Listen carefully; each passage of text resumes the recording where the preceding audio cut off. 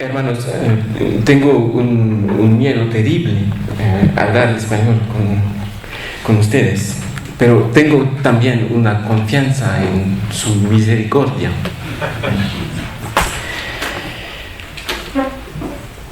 Fue muy importante para mí escuchar las presentaciones hechas ayer y oír así las preguntas y las esperanzas.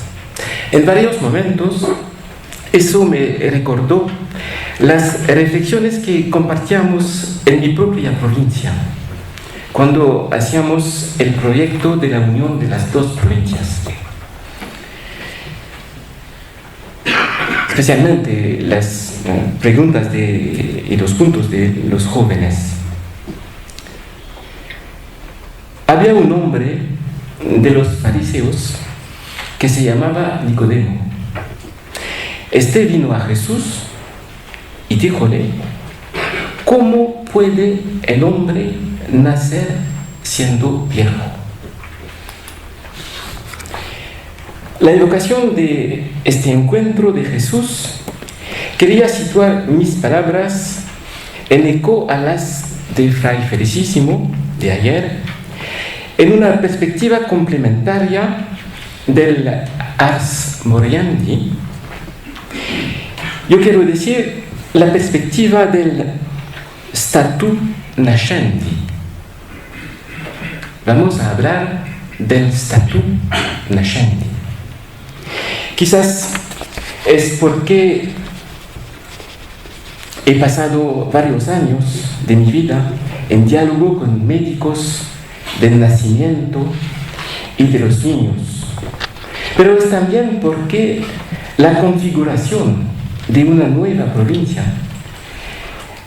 es la del principio, es una configuración de un principio. Y es aún porque creo que tenemos siempre que ser sin cesar generados, cada uno, cada comunidad, cada provincia, a la fraternidad, como a la predicación. Debemos ser generados, se dice. Engendrados a la fraternidad como a la predicación. Y somos engendrados por la palabra. ¿Qué decimos cuando hablamos de reconfiguración para desplegar una misión común? Creo que deseamos construir comunidades de la palabra, de esta palabra que viene, baja al mundo. Queremos volver cada día hermanos para el mundo, fraternidades para el mundo.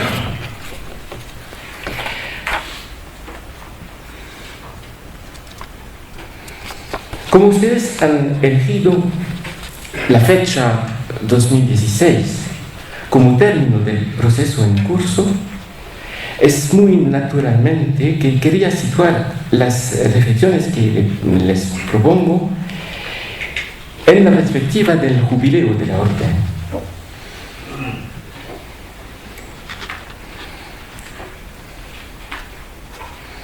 En la presentación de la hoja de ruta se habla de un proceso de reestructuración de las entidades que deben prepararse a una situación radicalmente distinta de lo que tuvieron hasta ahora. Entonces, el proceso que empezaron y la interprovincialidad ya es una cosa destacable.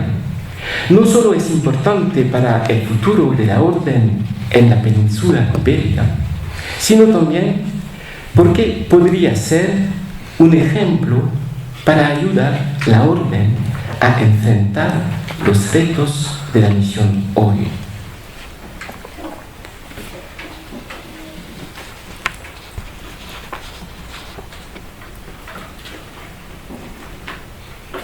Es la misma invitación que se hizo en el capítulo de Roma, que llamaba a pensar y aplicar una reestructuración de algunas de nuestras entidades, comunidades, provincias. Se puede hablar, como en el Instrumentum Laboris del sínodo, de las nuevas escenas. ¿Cómo se puede hablar con la orden de las prioridades o de las fronteras? O se puede hablar, como en el capítulo de Roma, de los nuevos retos de la misión, de los cuales, creo yo, Prakash hablará. Pero en resumen, si debemos reestructurar nuestras provincias, entidades en la orden, no es por razones técnicas, demográficas o administrativas, sino más bien debido a esta exigencia radical de creatividad, en un contexto caracterizado por tantos cambios humanos, sociales, políticos, cambios de las prácticas del conocimiento, cambios eclesiales. Debemos poner en acción lo mejor posible la dinámica de nuestro carisma. Así pues, si me preguntan cuáles son mis expectativas para el futuro de las provincias en España, en la península ibérica, mi primera respuesta es que con esta reconfiguración se trata de configurar una nueva provincia para dar a la Iglesia en la península ibérica una nueva santa predicación que pueda enfrentar los retos de la evangelización. Se trata de un nacimiento. Tengo ahora que responder a las dos preguntas: la presencia cualificada dominicana y las esperanzas de la orden. La primera, el hermano Jean-Joseph Lataste, fundador de la Congregación de las Hermanas de Betania, el apóstol de las prisiones, beatificado recientemente, decía de la orden de los predicadores que era la orden de los amigos de Dios. Me parece que eso puede guiar una primera manera de responder a su cuestión. Una presencia cualificada de vida dominicana es la de los amigos de Dios. Es decir, anunciar la amistad de Dios con el mundo, manifestada por el propio Hijo. Vivir esta amistad en la cual se establecen nuestras comunidades. Esperar el mundo que puede convertirse en una casa de la amistad de Dios. Podemos decir que las comunidades de predicadores se establecen como servidores del encuentro de Dios con el mundo, servidores y predicadores de la amistad de Dios con el mundo, de la alianza de amistad de Dios con el mundo. Y para eso, el carisma de nuestra orden es caracterizado por una dinámica: estudiar, predicar y fundar comunidades, conventos. Una espiritualidad: hablar a Dios de los demás y a los demás hablar de Dios. Una profesión, la de la predicación, dedicando nuestra vida a la palabra de Dios. La palabra esperada y acogida en comunidades fraternales. La palabra estudiada. La palabra celebrada y ofrecida la palabra predicada al mundo.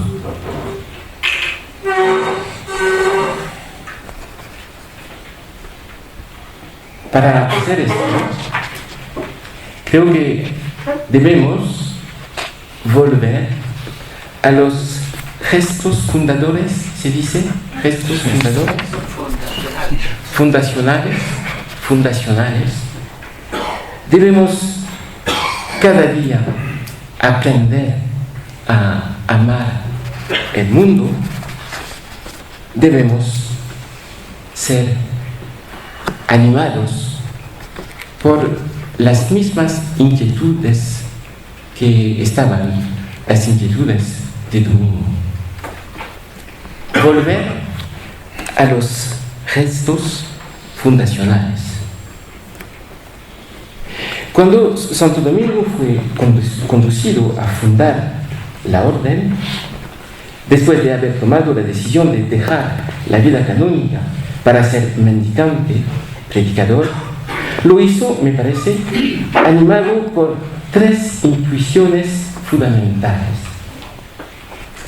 La primera, la intuición de la comunidad apostólica. ¿Cómo dar un testimonio de la amistad de Dios para el mundo? ¿Cómo construir la amistad con el mundo? A estas cuestiones, que son las nuestras hoy, en este tiempo en que parece que en los países de antigua cristiandad la Iglesia se enfrenta al reto de encontrar una nueva manera de ser en el mundo. Santo Domingo se dejó guiar por la analogía con la primera comunidad apostólica constituida en torno a Jesús. Se podría aquí hablar de imitación apostólica. Jesús anunciaba el reino de Dios y una comunidad se constituye en torno a Él. Aquellos que Él llamó, los que vinieron a pedirle dónde vivir, las mujeres que se reunieron con Él, los que fueron presentados por otros. Se tiene en cuenta aquí que la comunidad se constituye a medida de la misión. Se constituye como una comunidad de fe, como en el cenáculo.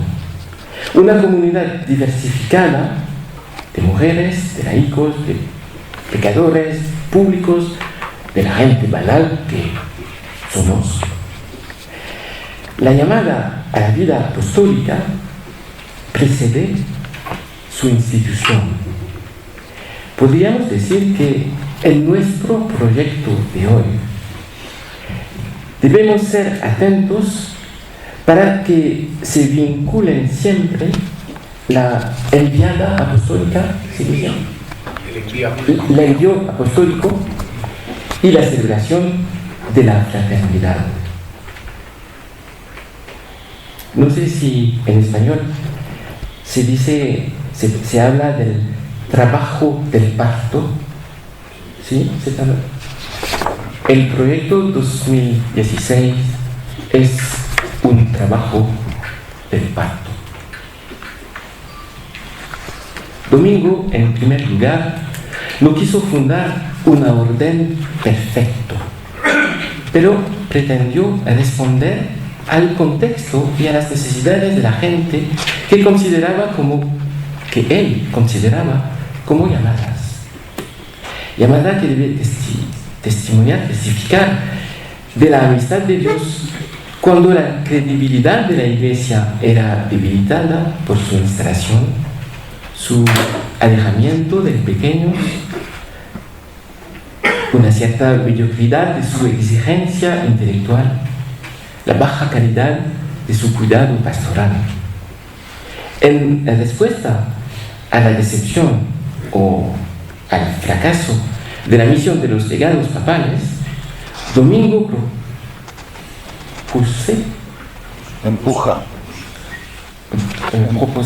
propuso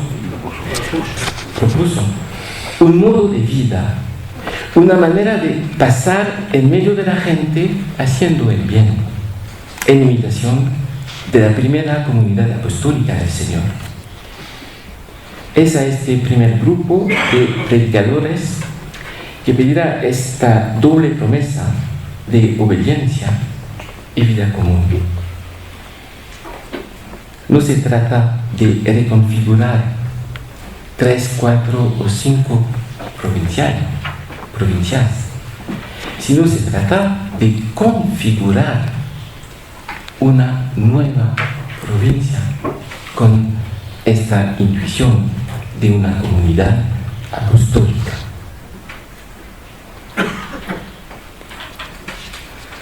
Segundo gesto, la consagración a la palabra. Esta llamada a la misión de una comunidad apostólica, Domingo la entiendo como la llamada a consagrarse a la palabra, a consagrarse a la verdad, que es esta palabra que viene en medio de los hombres como un amigo. Me parece que eso debe ser el corazón de nuestra perspectiva para el futuro. La orden de los amigos de Dios quiere ser una orden, una familia consagrada a la palabra que se hace amigo de los hombres. Son mis amigos si hizo lo que pido a ustedes. No le llamo ya servidores, serbios, ya que el servidor no sabe lo que hace su Señor, pero les llamo amigos, porque lo que oí de mi Padre les lo hice conocer. Es de esta consagración que Domingo envió los predicadores, como es de la misión del Hijo que la propia Iglesia recibe su misión de evangelización. Santifícalos en tu verdad. Tu palabra es verdad. Como tú me enviaste al mundo, así también los envió al mundo.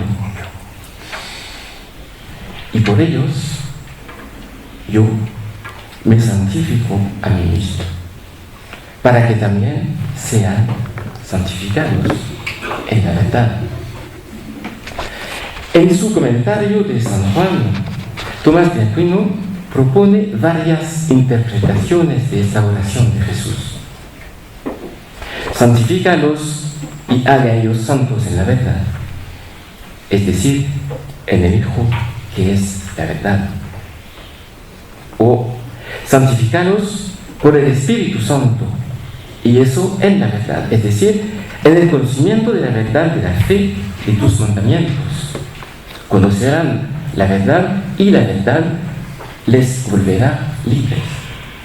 Pero, añade Tomás, eso puede también querer decir, según el uso del Antiguo Testamento, que dice que todo lo que se asigna al culto divino se santifica.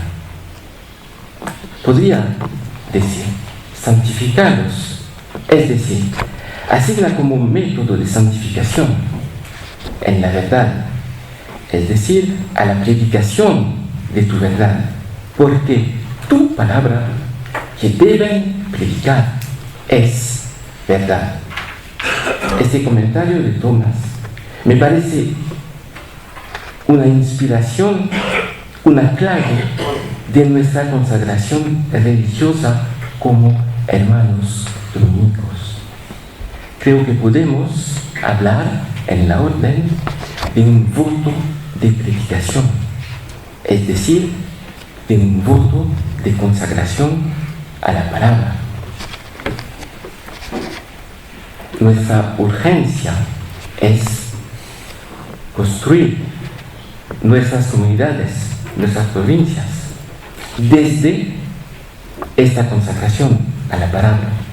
La urgencia es vivir, leer, recibir, compartir juntos la palabra para dar la palabra como una noticia, una buena noticia, una nueva noticia al mundo. El tercer gesto fundacional es amar al mundo.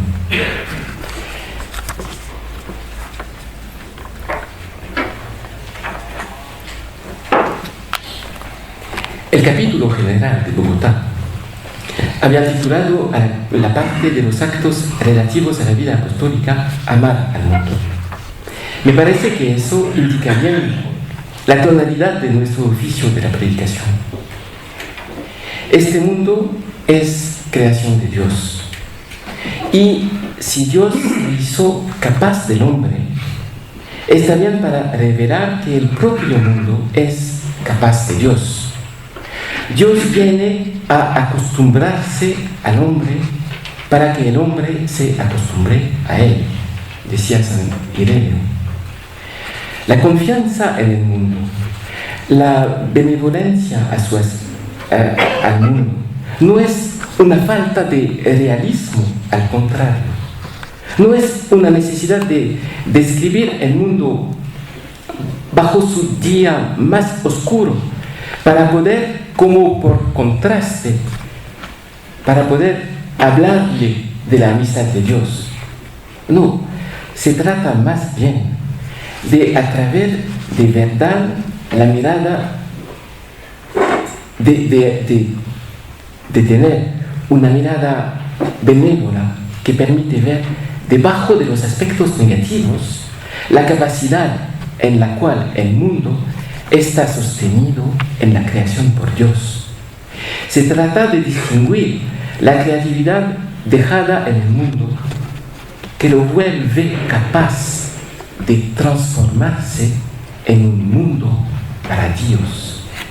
Un mundo animado por la potencia de la gracia de Dios que puede elevar a incandescencia todas sus potencialidades de bondad, de belleza, de justicia, de paz y de verdad.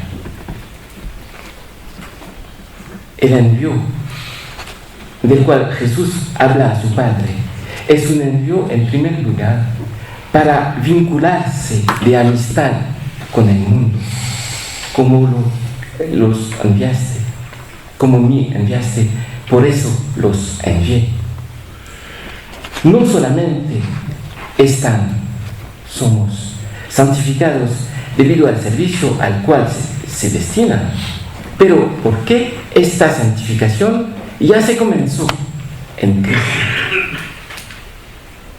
Eso es nuestra consagración.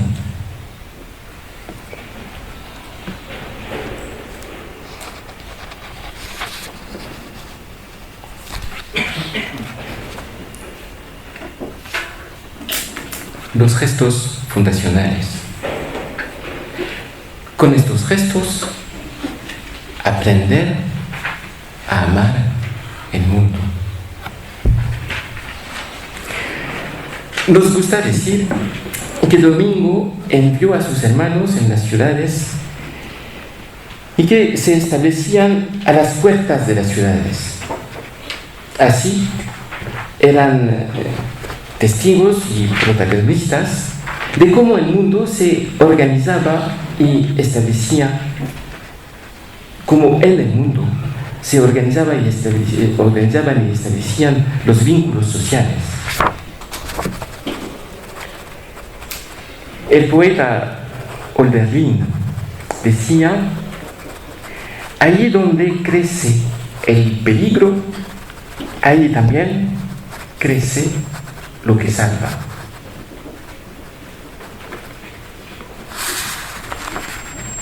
Entonces,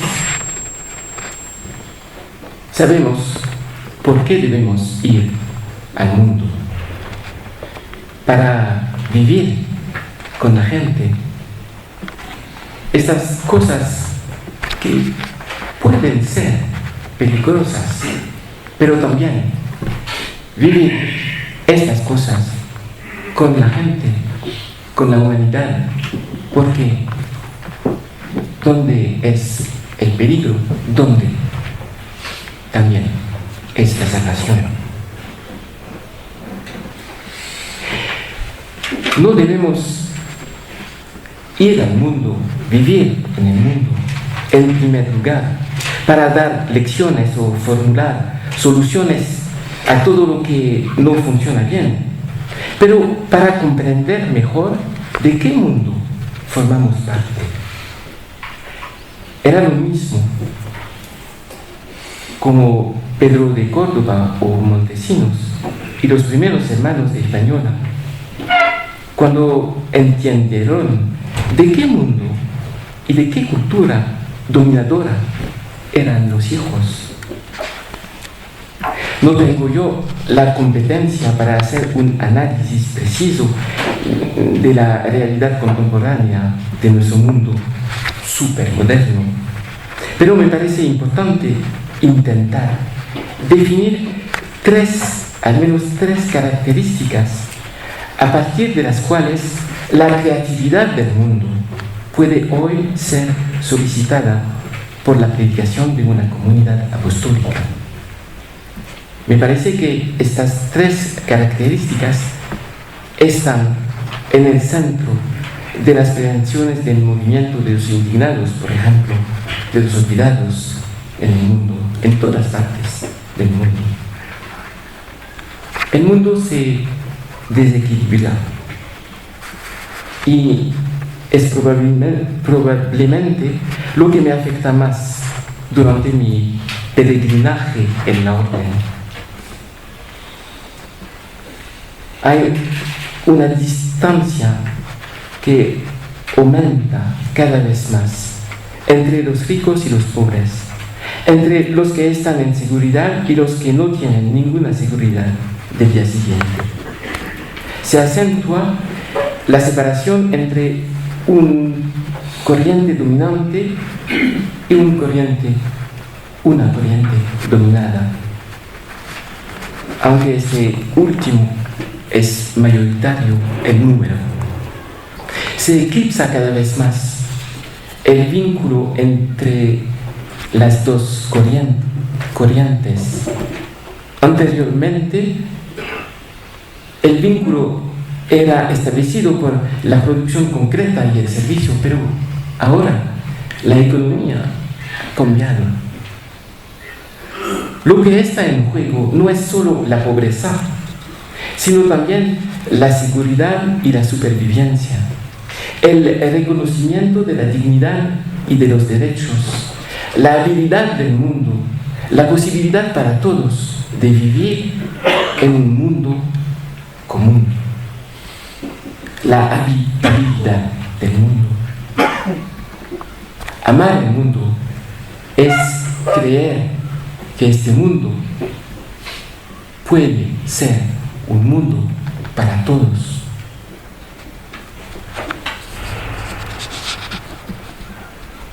El mundo, dicen los filósofos, se caracteriza por un exceso. El exceso del inmediato. Se habla del presente, no se habla más de la historia del pasado, no se habla más del futuro, sino de este futuro que la razón humana podría construir. No se habla más del futuro del mundo que se podría esperar.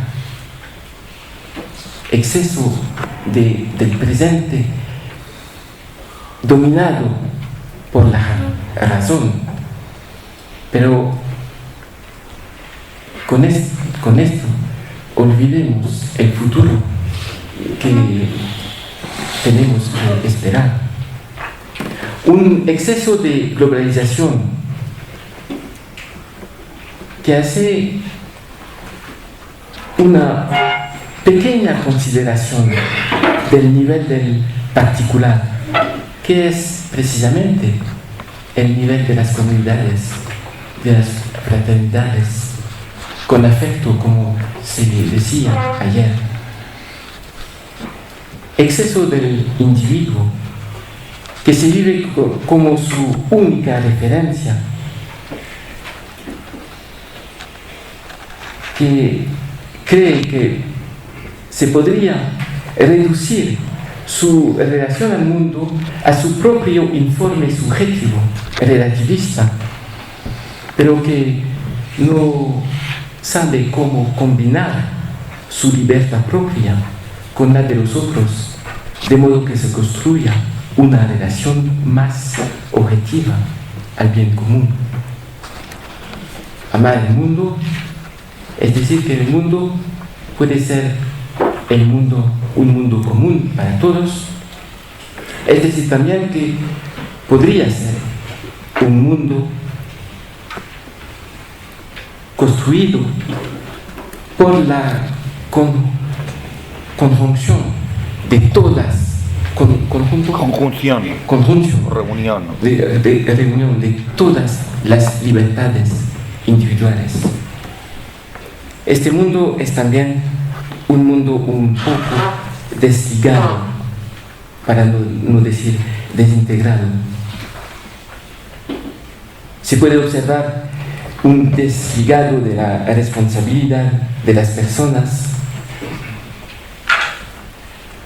con relación a un juego político del mundo que se aleja cada vez más de las preocupaciones y de las responsabilidades concretas de las personas propias, donde se trata más de pensar para los otros que de dar a nosotros, a todos nosotros, la posibilidad de pensar juntos. Es también un desligado entre las generaciones, con esta inquietud principal de los jóvenes en cuanto a su futuro. Es el desligado de las convicciones religiosas y espirituales que están aceptadas con una condición, que estas condiciones sean solo condiciones íntimas, pero no condiciones para hablar juntos del mundo. Amar el mundo es creer que el mundo puede ser un mundo común para todos, creer que se puede construir un mundo con la confianza en la capacidad de libertad y de creatividad de todos, creer que esto se puede hacer con confianza en la capacidad de todos de hablar del futuro. En este mundo, donde están tantas dificultades, tantos riesgos y ámbitos difíciles, la buena noticia es que viene la palabra. Que la palabra viene para sostener la creatividad, donde precisamente crece el peligro. La orden quería servir a la Iglesia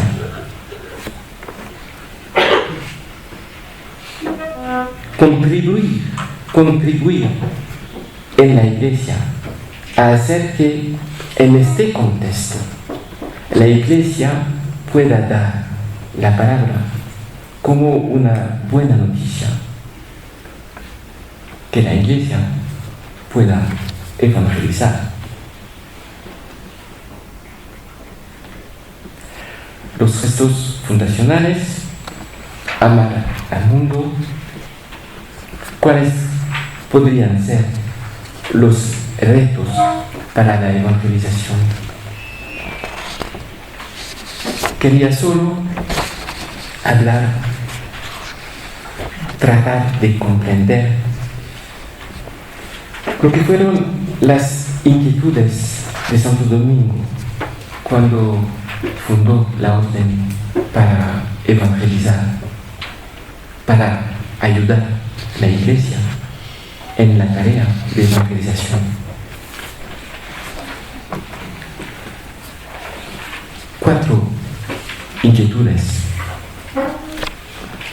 La inquietud se dice el tormento, el tormento de la fraternidad.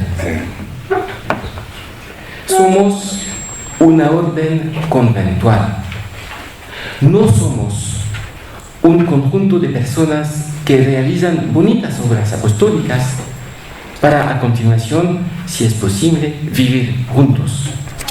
La vida común es una dimensión integral de la predicación del Evangelio, porque es el lugar donde queremos exponernos a ser engendrados a la fraternidad. Las comunidades están en los lugares del nacimiento. Este trabajo de la fraternidad no es una opción. Este trabajo de la fraternidad, como se habla del trabajo del nacimiento, es el fruto de la puesta en común entre nosotros de una misma fe, de una misma sed de la palabra, de una misma amistad para el mundo. Queremos construir comunidades para compartir las solidaridades, los estudios, la celebración de la palabra, que querían un día recibir la gracia de ser como sacramentos de la palabra. En este tiempo en que se debilitan los espacios intermedios, el testimonio de tales comunidades me parece esencial. La inquietud de la hospitalidad. La orden es una orden universal y debemos aprender a conocer esta cualidad mejor. Es decir, a conocer mejor las realidades en las cuales viven nuestros hermanos, nuestras hermanas, para dejarnos vivir por todas estas culturas diferentes. Algunas veces nuestras provincias piensan que están comunidades de culturas especiales, de culturas particulares. Nuestras comunidades, nuestras provincias son lugares para recibir la universalidad de la orden, no para afirmar una cultura especial, una cultura particular, sino para recibir la universalidad, para recibir la interculturalidad, para vivir de esto. Y en nuestras comunidades de hoy es un reto muy importante. Tenemos diferentes culturas geográficas, diferentes culturas de generaciones, diferentes culturas eclesiales, teológicas y todo. Pero nuestras comunidades deben exponerse a recibir esta diversidad para recibir la unanimidad.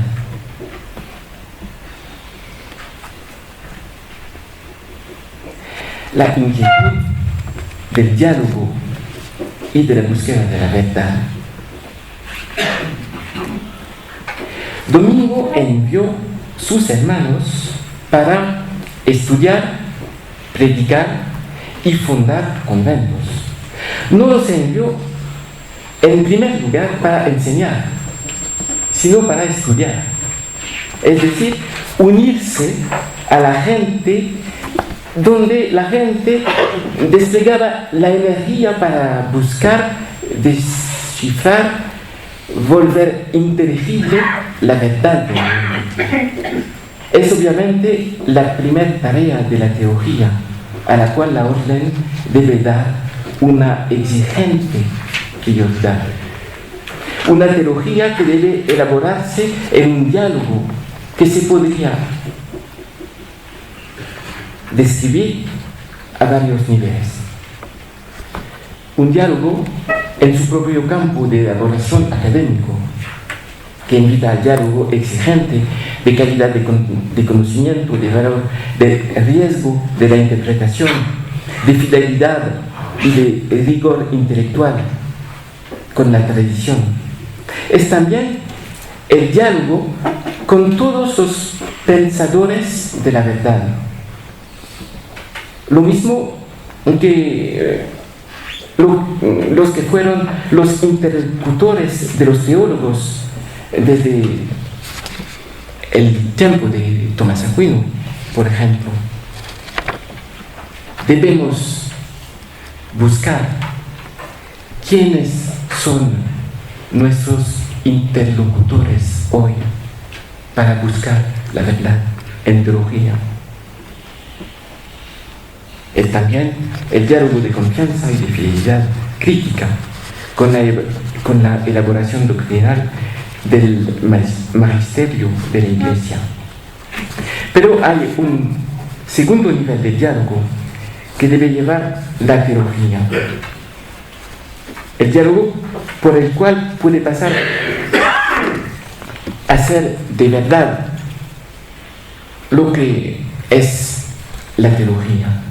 Es el diálogo con los otros lugares de la producción de inteligibilidad del mundo, de inteligibilidad de la verdad intangible del mundo.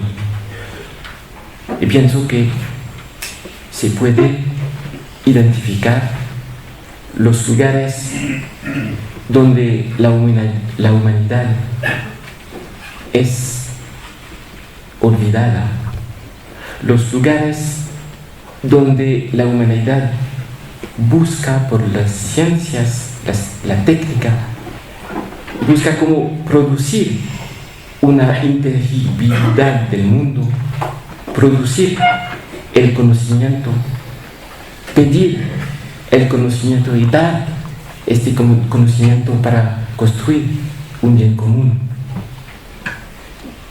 Los lugares de creación del arte, donde la creatividad humana está prendada de la belleza y donde la razón humana tiene una oportunidad magnífica de desposeerse de su pretensión a ser sola, de buscar producir y poseer la verdad. Y los lugares donde se despliega otras culturas, otras religiones. La inquietud de buscar la verdad. Y la cuarta inquietud es la inquietud de la unidad de la Iglesia de Cristo, que era tan importante para Santo Domingo. Y es importante pensar a este punto cuando pensamos a una provincia en un país. Una provincia en un país, en una región, para ser un interlocutor de la Iglesia jerárquica. No es fácil hablar español.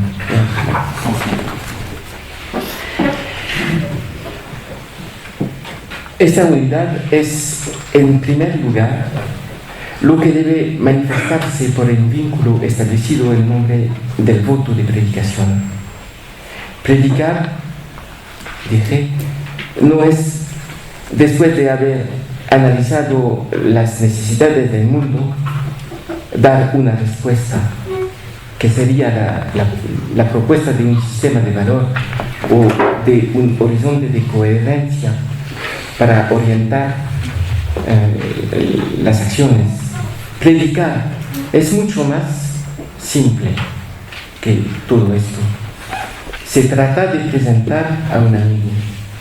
No porque los a que se lo presenta tendrían la necesidad de conocer a este amigo, sino porque pensamos que los otros serán felices de conocer este amigo, que esta amistad se les volverá preciosa y que seremos todos felices de compartir una misma amistad. La inquietud de la unidad de la Iglesia es la inquietud de contribuir a establecer la Iglesia como una comunión de amistad.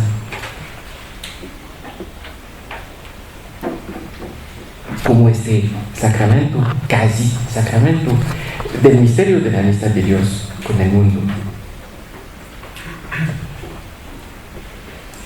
Esta inquietud de la unidad, esta de la unidad de la comunidad que cree, de una comunidad que cree, de comunidades creyentes, de comunidades que deben ser nuestra principal vigilancia pastoral.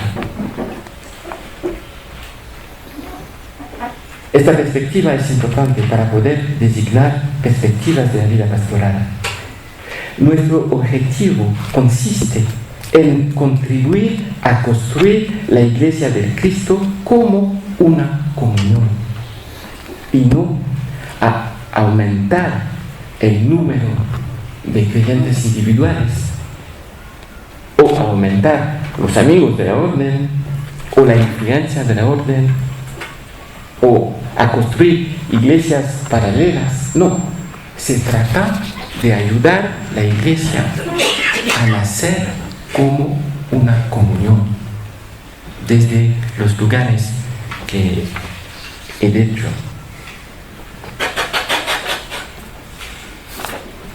¿Qué espera de las entidades de la RIP, la orden? Esta segunda pregunta, ¿no?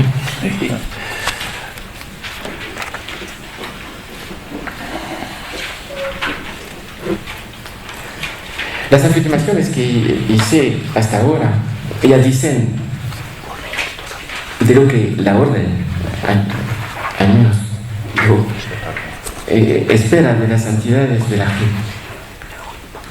un nacimiento de una nueva provincia para dar esta amistad de comunión, para contribuir a esto. Pero en eco a estas observaciones quería precisar algunos puntos.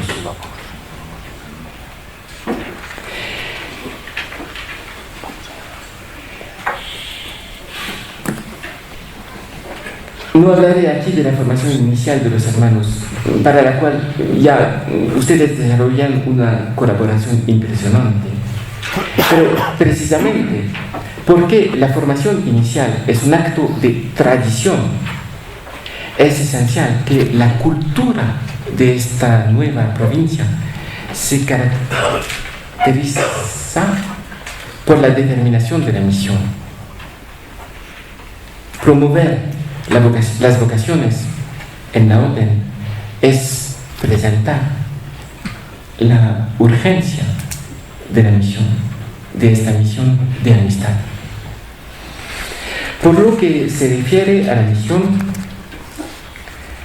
ustedes podrían mejor que yo describir todos los cambios que desde hace varias décadas han señalado su país y la Iglesia en la península ibérica y los retos a los cuales eso nos invita a enfrentarnos.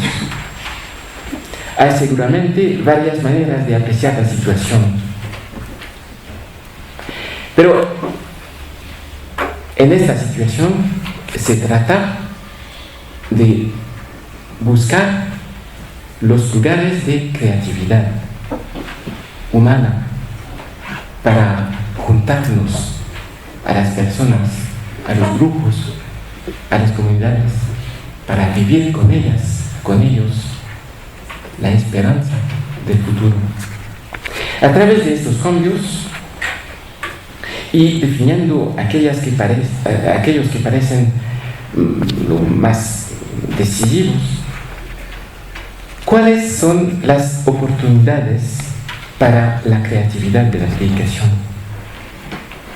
Al leer la hoja de ruta, comprendo que ustedes definieron una serie de perspectivas prioritarias: la pastoral juvenil y vocacional, la formación inicial institucional, la vida de estudio y con eso la edición, los estudios, las escuelas de teología, la pastoral en Internet y la responsabilidad de los vicariatos y posibles nuevas presencias apostólicas, es decir, la vida de una provincia. A eso se añaden las orientaciones que será necesario definir para las otras responsabilidades apostólicas que asumen hoy.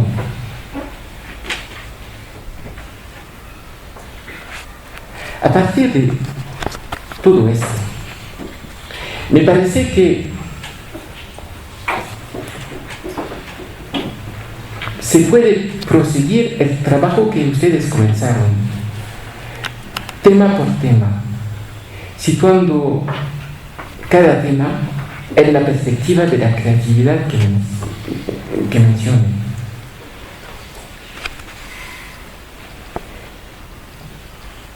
Pero no se trata solo de ver los lugares que pueden mantenerse, los lugares que no pueden, o las comunidades que pueden acoger más, un poco más de hermanos, y las comunidades que no pueden. No, se trata de pensar desde las prioridades,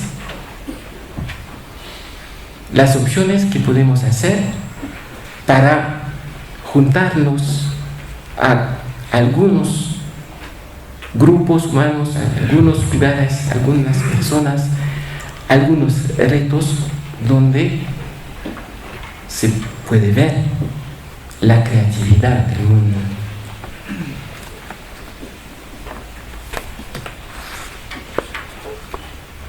Habida cuenta de lo que existe, las fuerzas, las debilidades que podemos definir, de los cambios más importantes en cada uno de esos campos, ¿qué son los principales retos nuevos a los cuales queremos enfrentarnos?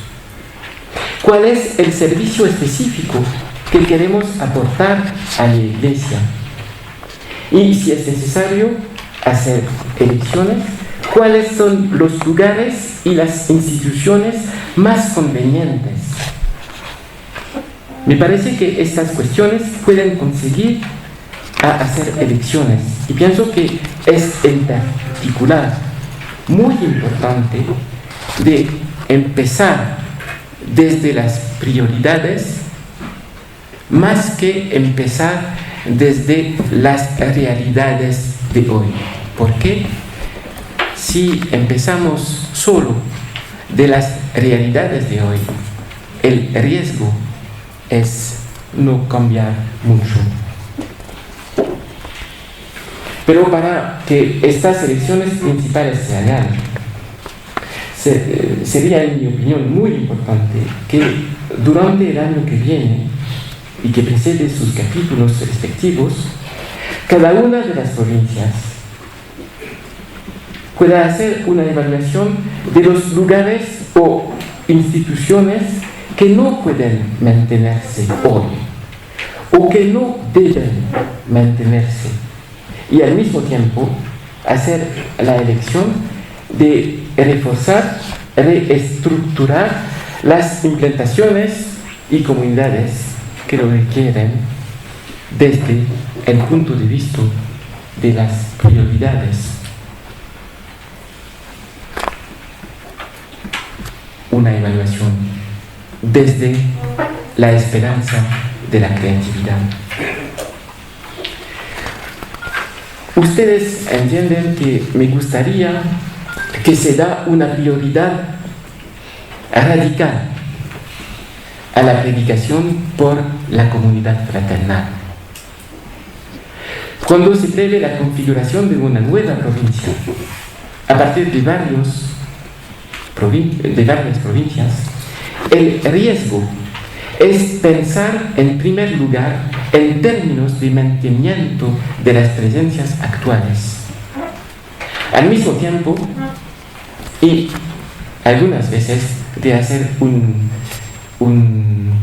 negocio, una negociación. Tú dejas esta, vamos a decidir para esta otra.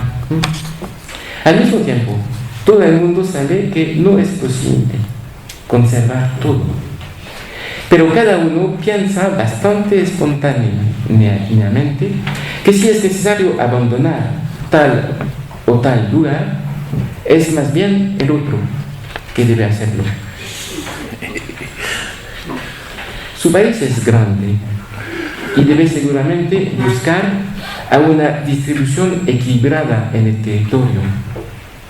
Pero les invito que lo haga, por una parte, a partir de las prioridades que definieron y, por otra parte, con una determinación fuerte, radical, de constituir comunidades conventuales sólidas, suficientemente numerosas para que puedan ser a la vez radiantes, para que puedan celebrar la palabra, para que puedan celebrar la vida fraterna, afectiva de los hermanos juntos y para que puedan ser centros de predicación itinerante. En esta reflexión sobre la reconfiguración de las implantaciones, pienso que una atención especial debe ser dada a la capital. Como en muchos países, el movimiento espontáneo de la itinerancia nos condujo a sedimentar en las grandes ciudades. Las llamadas son ciertamente numerosas en las capitales y algunas responsabilidades apostólicas justifican este centrado. Pero un momento de creatividad puede ser también una bonita oportunidad para hacer la verdad sobre lo que es completamente necesario y lo que es más bien el resultado de una sedimentación espontánea. El gran momento de la fundación de la Iglesia fue la salida del cenáculo. En la dinámica de la fundación de una nueva provincia, me pregunto si no sería estimulando prever cambiar algunas cosas en la capital, de una parte, y pensar a una o algunas, pero al menos una fundación nueva, para que la nueva provincia da a la orden, a la Iglesia, a todos nosotros, algo nuevo. Por ejemplo, una nueva implantación pensada como una escuela de evangelización o un centro de pastoral de los jóvenes o no sé, pero mirar a los varios conventos en la capital y pensar en una nueva fundación. Pienso que es necesario ser realista y aceptar decir que el cambio y a veces el abandono no son cosas fáciles. Somos humanos y no se puede decidir de manera abstracta que es necesario aceptar simplemente las rupturas, el despego que es magnificado en nuestros discursos espirituales, supone que de verdad hay un apego, y un apego me gusta, un despego es difícil. Pero más que una exigencia de fuerza moral, eso me parece una necesidad de recurrir a la paciencia con sí mismo y con otros, donde se puede encontrar la fuerza para nacer. Ustedes saben, el nacimiento no es fácil. El niño no está contento. Es difícil aprender a vivir de una nueva manera. Tal vez es más difícil que morir. Creo que se puede de verdad encontrar esta fuerza en un recurso y un renacimiento espiritual al mismo tiempo que fraternal. En las propuestas que preveo presentar para la celebración del jubileo de la Orden, me gustaría proponer a todas las provincias establecer retiros provinciales durante el año que seguirá el próximo capítulo.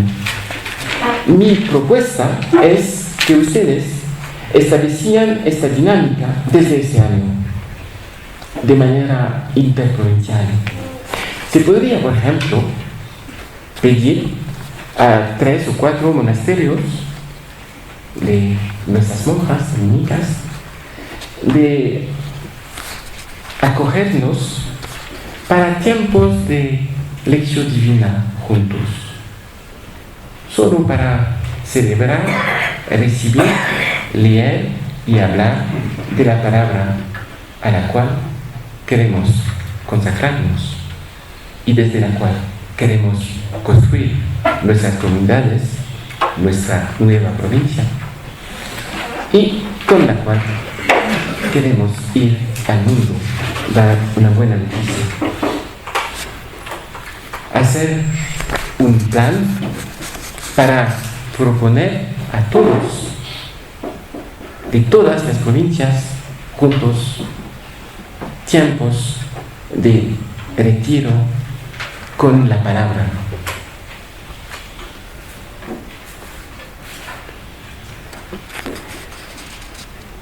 Sus provincias